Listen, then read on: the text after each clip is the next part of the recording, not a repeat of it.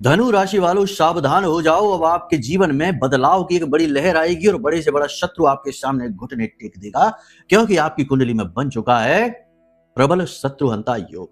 धनु वालों, हम जानते हैं कि पिछले 1 से 1.5 वर्ष से आप बहुत परेशान चल रहे हैं। मन स्थिर नहीं है, काम बन नहीं रहे हैं, जैसा चाहते हो वैसे काम कर नहीं पा रहे हो, भाग्य साथ नहीं दे रहा है।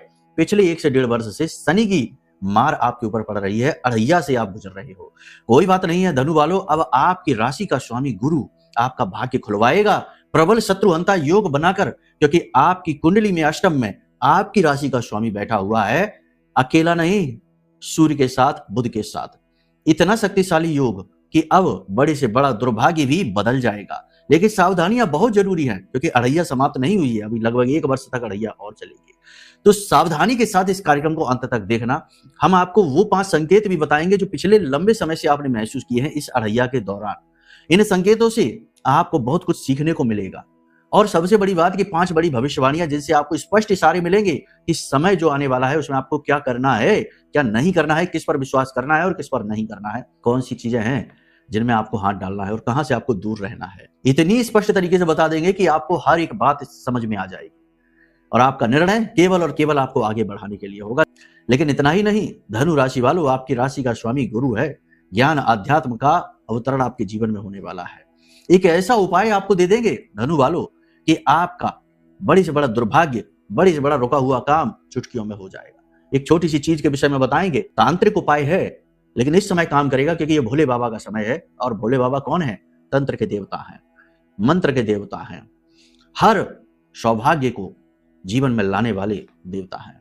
तो बस इस समय ये उपाय काम करेगा। चलिए धनु राशि वालों, अब ध्यान से सुनिए। जय माई की। बंधुओं, ज्योतिष और तंत्र विद्या के क्षेत्र में आचार्य अमित एक जाना माना नाम है।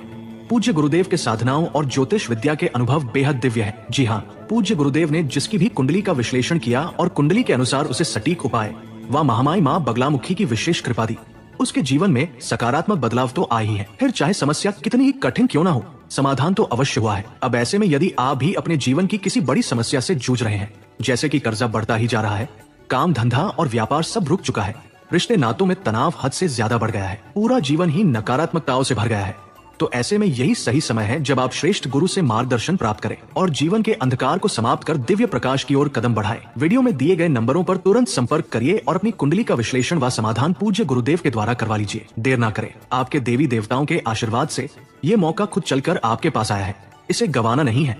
अभी फोन करें और गुरुदेव से मार्गदर्शन प्राप्त करें। महामाई आपका कल्याण करें। धन्यवाद। सबसे पहले आपको एक बड़ी सूचना देना चाहते हैं कि हम जहां रहते हैं, जैसे कि मध्य प्रदेश, जिला भिंड हमारा निवास स्थान है, यहां से कुछ ही दूर माई का स्थान भी है, दतिया जिसे कहते हैं, पीताम्बरा माई का।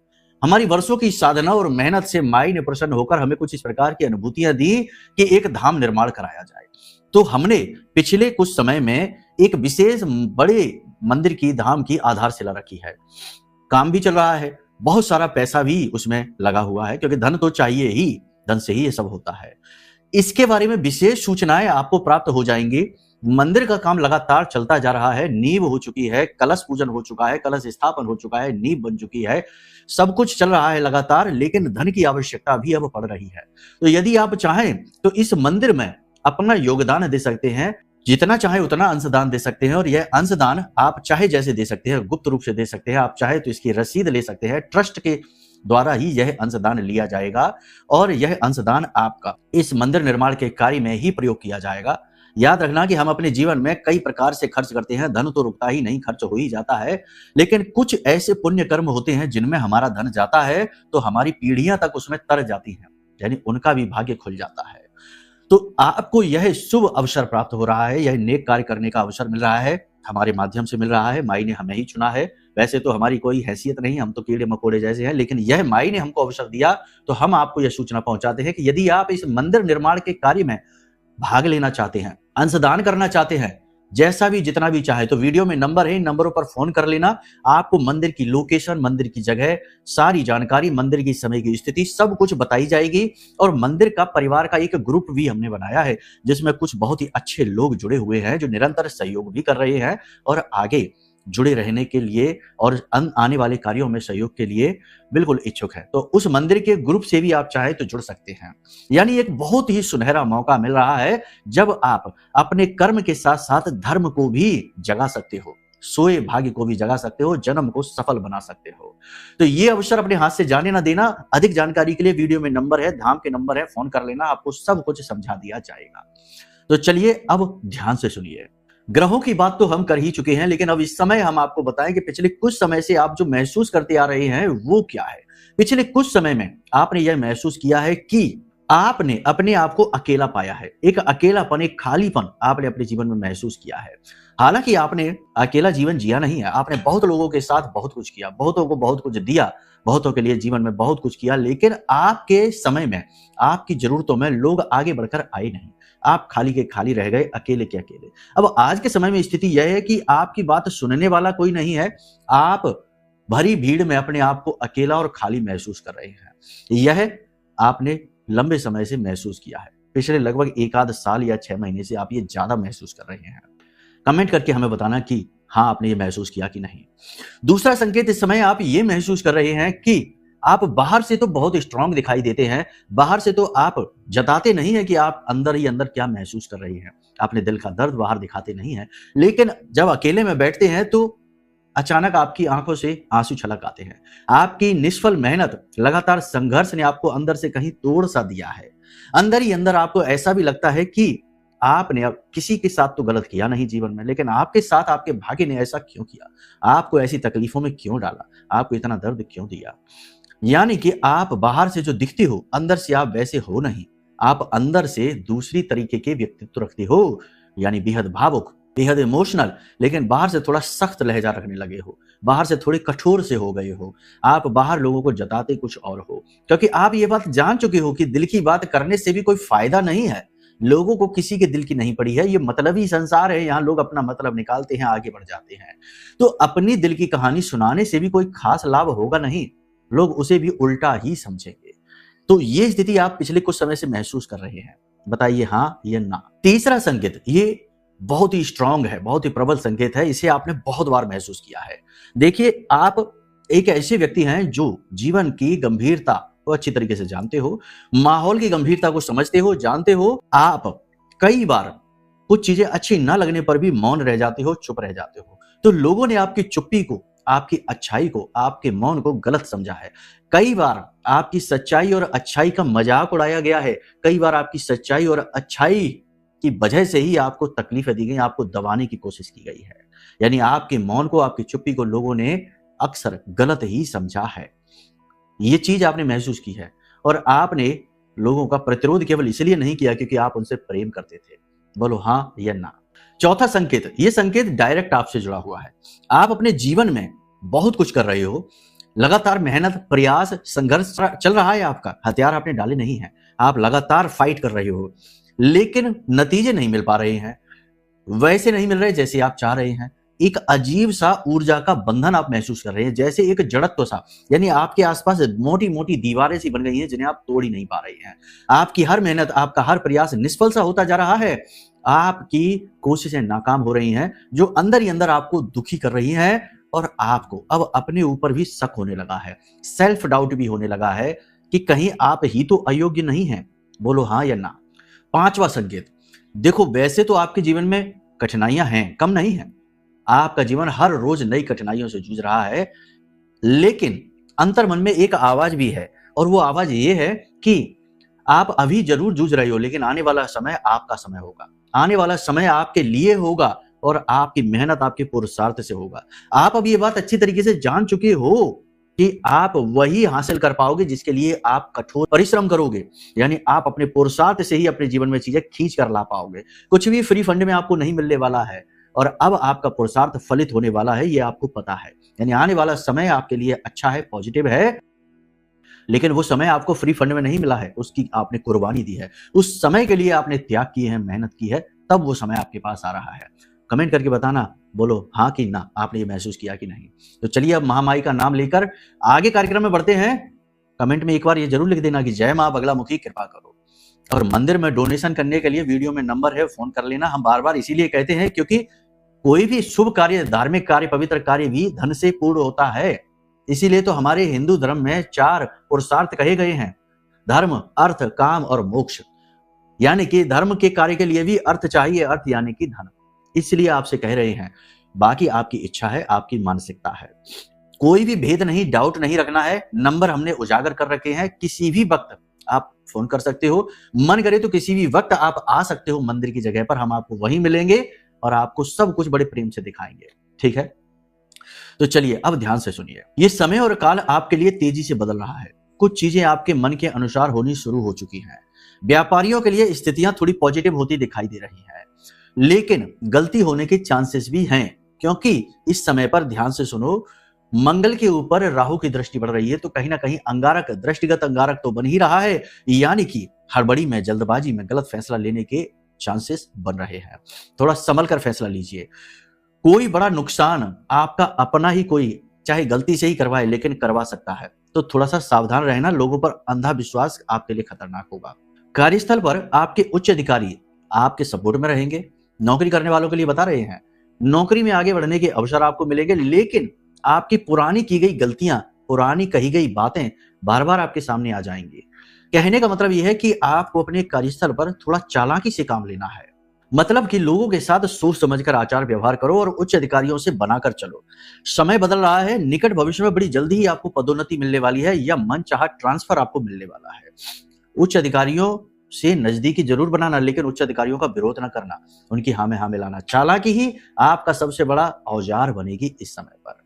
अगर आपके परिवार की बात की जाए तो परिवार में सब कुछ शांतिपूर्ण है, कोई टेंशन की बात नहीं है, परिवार में सुख शांति रहेगी। बस घर के बड़े बुजुर्गों का स्वास्थ्य, सेहत और आपके प्रति उनका व्यवहार थोड़ा सा आपको टेंशन देगा। आपको अपने साथ नाइंसाफी होती स्पष्ट दिखाई देगी, लेकिन आप विरोध करेंगे नहीं, क्योंकि आपका ये स्वभाव नहीं है। दूसरा, ये घर में माता के स्वास्थ्य को लेकर थोड़ी टेंशन हो सकती है। आपके घर में किसी बात को लेकर चर्चा शुरू होगी और तनाव, स्ट्रेस तक यानी झगड़े पर जाकर बात समाप्त हो जाएगी। इस समय आपके हाथों से चीज कोई फिसल सकती है और टूट सकती है, गिर सकती है। तो मोबाइल या कांच का सामान या कोई कीमती सामान थोड़ा संभल कर पकड़े।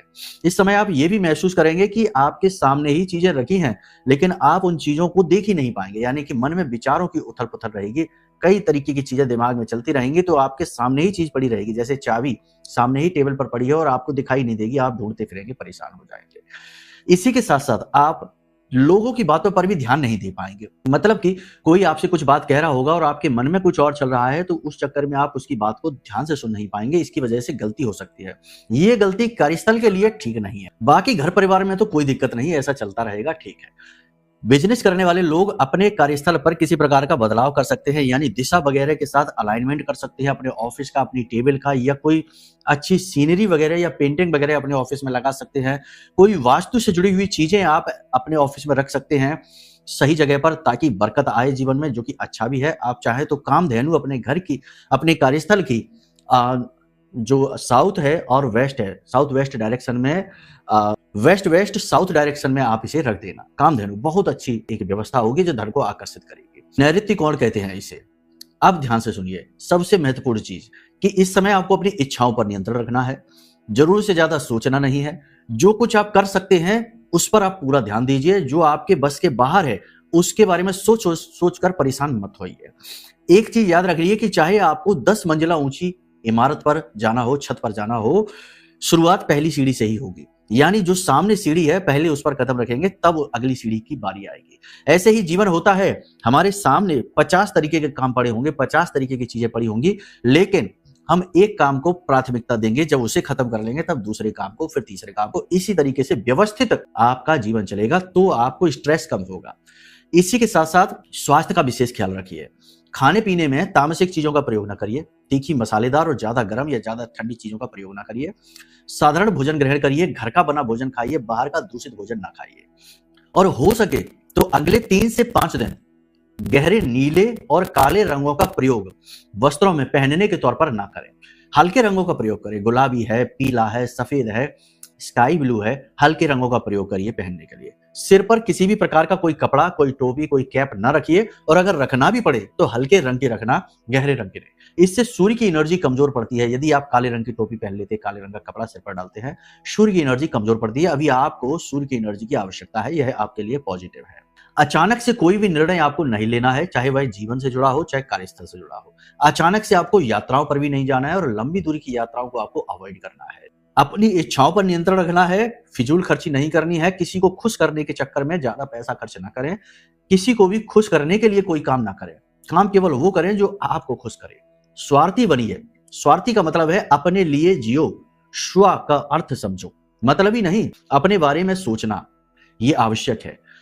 इस समय और काल पर आपको कुछ लोगों से ना कहना पड़ेगा, यानी कुछ लोग आपसे पैसे मांगेंगे, कोई आपकी चीजें, आपका सामान मांगेगा, किसी प्रकार की मदद मांगेगा, लेकिन वो अच्छे लोग नहीं हैं, वो आपकी अच्छाई का दुरुपयोग करना चाहते हैं, तो उनसे आपको ना कहना पड़ेगा। तो इसके लिए आप तैयार रहिए। इस समय आप कोई भी कीमती चीज न खरीदें, जैसे वाहन है, भूमि है, प्रॉपर्टी है, किसी भी तरीके का कोई मोटा बड़ा इन्वेस्टमेंट कहीं पर ना डालें। कार्यस्थल पर जाने से पहले आप एक काम करें कि अपने घर की दहलीज पर 4 काली मिर्च के दाने डालें और अपनी नासिका को देखें। जिस भी नासिका से श्वास बाहर आ रही है, दाहिनी तरफ से तो सूर्य स्वर चल रहा है, बाईं तरफ से तो चंद्र स्वर चल रहा है, तो जिस भी नासिका से श्वास बाहर आ रही है, उसी पैर के पंजे से उन काली मिर्चों को मसल कर और फिर आप बाहर निकल जाइए। फिर वापस अंदर ना आना, तुरंत बाद में आ जाना, और आप चले जाइए। आपको नौकरी पर यानी कार्यस्थल पर अद्भुत पॉजिटिविटी फील होगी। अगर और इस पॉजिटिविटी को बढ़ाना चाहते हो तो ज्यादा नहीं, बस एक लौंग का जोड़ा और एक लहसुन छीलकर उसकी कली को और काले रंग के कपड़े में लपेटकर अपनी जेब में रख ले जाना।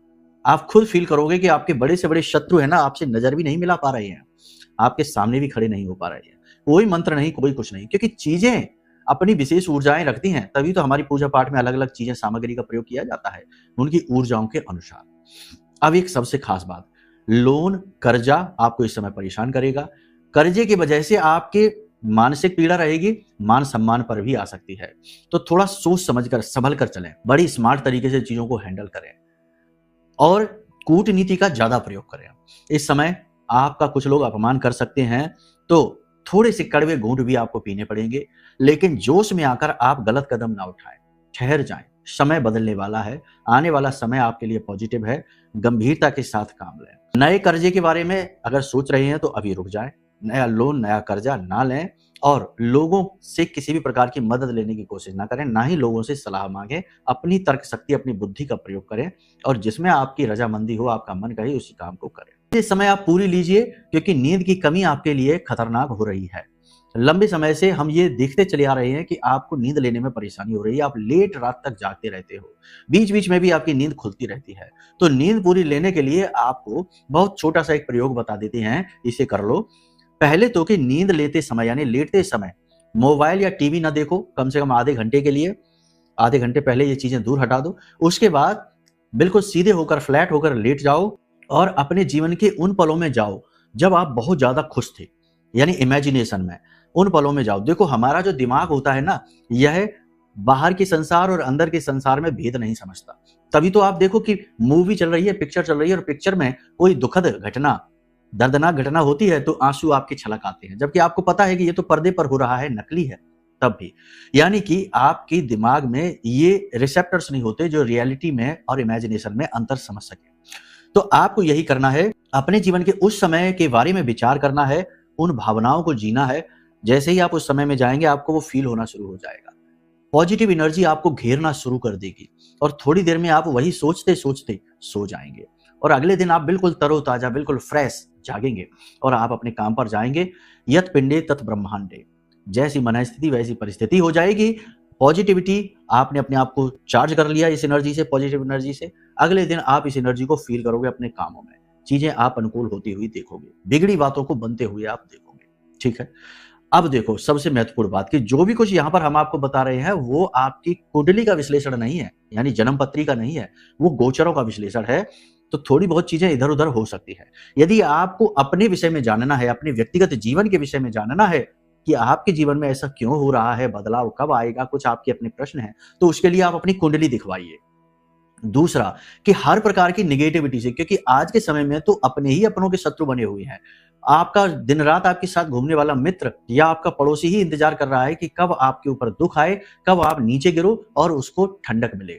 तो ऐसी भयानक नेगेटिविटी में अपने आप को बचा कर रख पाना, अपनी पवित्रता को बचा कर रख पाना मुश्किल है। तो ऐसे में आपको चाहिए दिव्य शक्ति का साथ।